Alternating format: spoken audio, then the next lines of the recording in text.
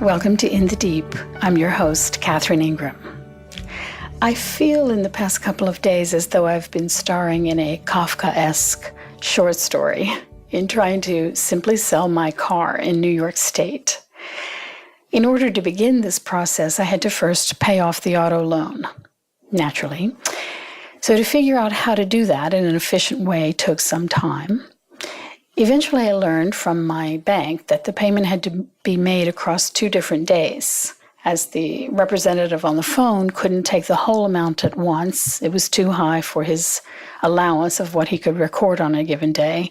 So I would need to do part 1 of it one day and call back the following day to pay off the balance. Next, I spent about 2 hours on hold with the New York DMV. They finally answered, and a very harried woman informed me that the lien on the car would show up as paid, but the DMV would not get the title to me for a month or 2 unless I did the transaction online. The state of New York, not the bank where the loan is, holds title to the car, different than other states. I then went online, and after much investigation and reading blogs, I discovered that since I had moved from my New York address and had placed a permanent forward on that address, I would not be receiving the title to my car if it was mailed to that address, since the post office will not forward letters or documents that originate from the DMV. They get to pick and choose, I guess, or they're forced to when it seems to be a government-issued letter. I then looked into changing my address with the DMV, but because I no longer hold a New York driver's license, in fact, I never have had one, I was not able to sign up to change the address. I was also not able to get my New York license since I don't live there anymore and I don't have an address. At this point, I have no idea how I will manage to obtain the title to the car. Since the title will be mailed to a former address, the post office will not forward that title from that address to me, and I cannot change the address to have the title sent elsewhere.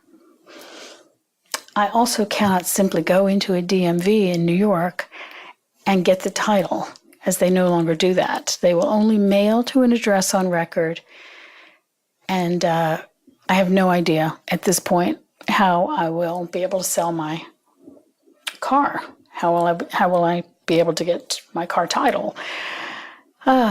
So I'll be spending many more hours trying to work this out. Now, I tell this long, sad tale because I know each of you listening, especially if you live in America, which is so litigious and does not allow the simplest of things, such as forwarding all of one's mail or letting a person obtain their rightful record from the office where the records are generated.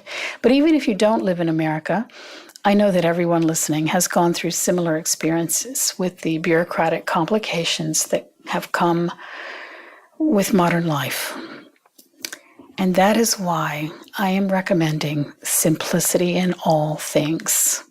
For instance, this entire ordeal with my car would have been simpler had I not had a loan for the car. I would have had a free and clear title from the start. Better yet, not owning a car would have been even simpler. In this and 100 other ways, I am reminded of how much I want to withdraw from the brisk lockstep of modern life, and how much I want to not have financial ruminations take up 1 minute of my awareness. I am determined to live out my days entirely within my means, not having $1 of debt. If I cannot pay for something outright, I don't want it, perhaps with the exception of water. We are experiencing the increased speed and complication in every corner of our lives. There's a merciless quality to the way working people's lives are ground down on phone menus of multiple options that lead to more menus, that lead to more recordings, often none of them applying to what we're calling about, and giving us no option to speak to a human being.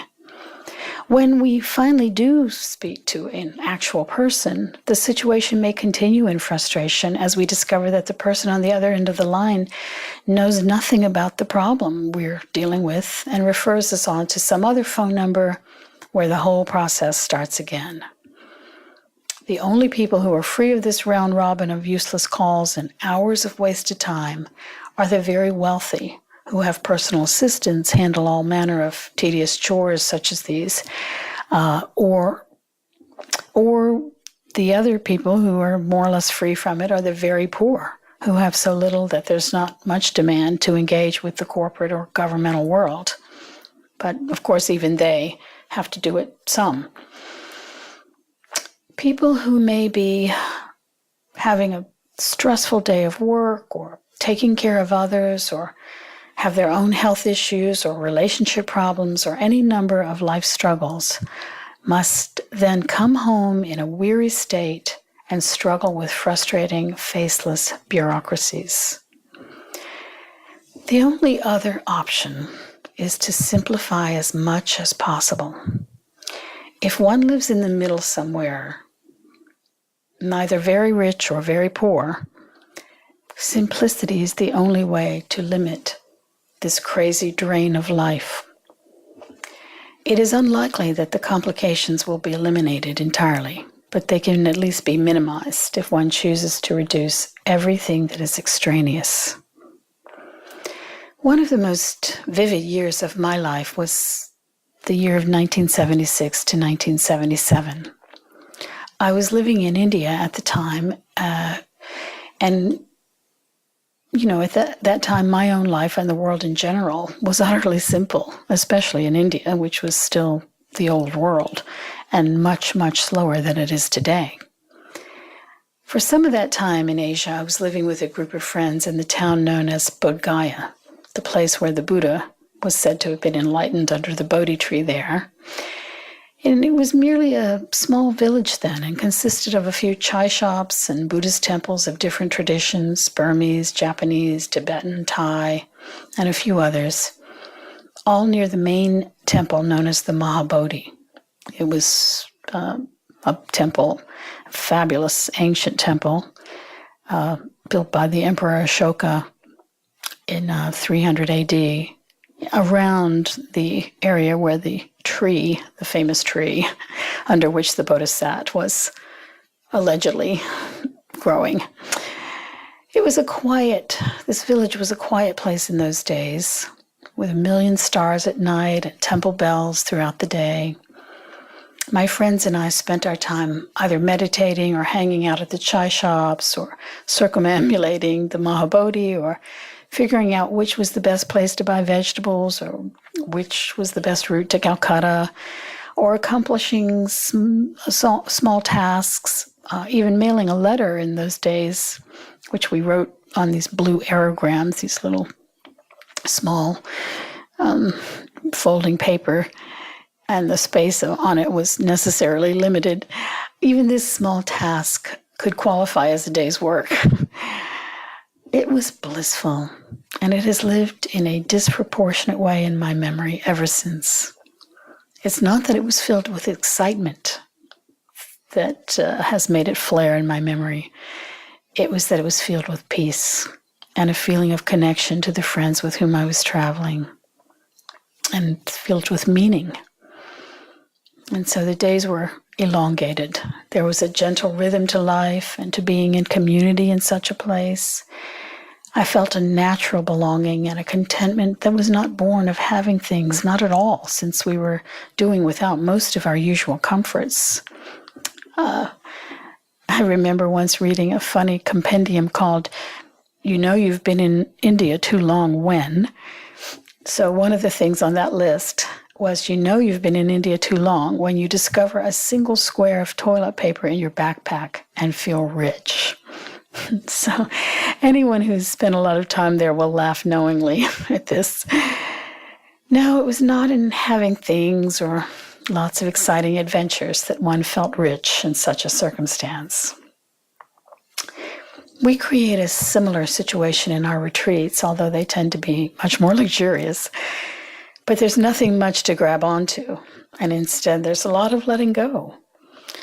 Letting go of the urge to rush into the next moment or to procure some new shiny bauble of stuff or to find some way to promote oneself, or to fixate on any imagined future happiness whatsoever.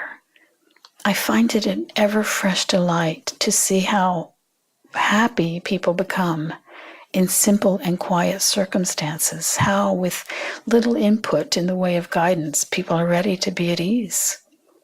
It's an open secret at this point, the power and deep happiness that comes from unplugging from the buzz and stress of modern life, not to mention the buzz and stress of one's own mind.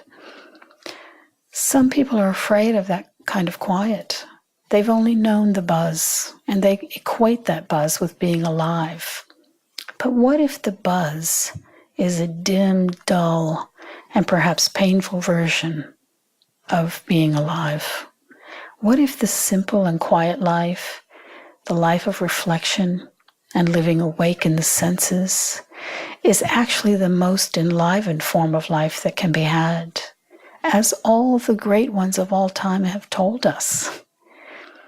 People with whom I have shared multiple retreats over many, many years have sometimes told me that they expect that at the end of their lives, what they're going to remember most clearly were their days at these retreats. I've been offering this message in different ways across many years of time, and I want to say it from ever deeper places within myself. Simplify your life in any way you can, and know that you're not missing anything in so doing. You are actually making space for what is real and what is true. You're choosing life itself.